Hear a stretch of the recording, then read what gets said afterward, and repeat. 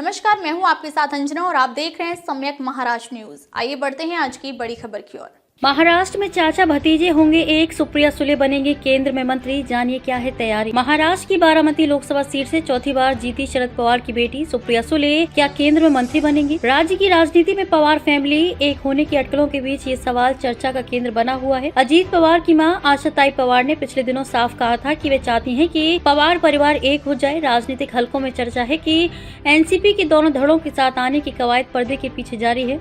अगर ये कोशिश परवान चढ़ती है तो शरद पवार की बेटी सुप्रिया सुले केंद्र की मोदी सरकार में मंत्री बन सकती हैं। इतना ही नहीं, उन्हें कोई बड़ा मंत्रालय भी मिल सकता है।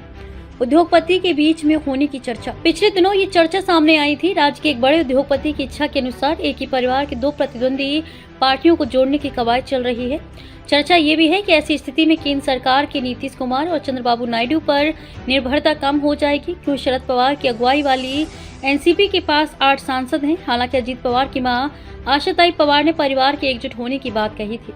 तब उन्होंने कहा था कि अजीत पवार जब तक बीजेपी के साथ हैं तब तक कुछ नहीं हो सकता। सूत्र बताते हैं कि अजीत पवार और शरद पवार का मिलन थोड़ा मुश्किल जरूर है, लेकिन असंभव नहीं है।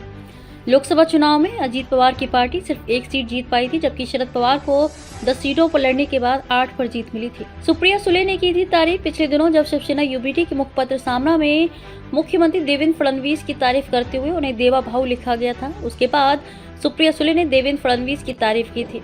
सुले ने यहाँ तक कह दिया था कि वे इकलौते ऐसे व्यक्ति हैं जो राज्य में सक्रिय हैं। सुले ने कहा था कि एनसीपी के दिवंगत नेता और पूर्व गृह मंत्री आर पाटिल भी गढ़चिरौली जाते हैं। ऐसे में फडणवीस का गढ़चिरौली जाना एक सकारात्मक कदम है।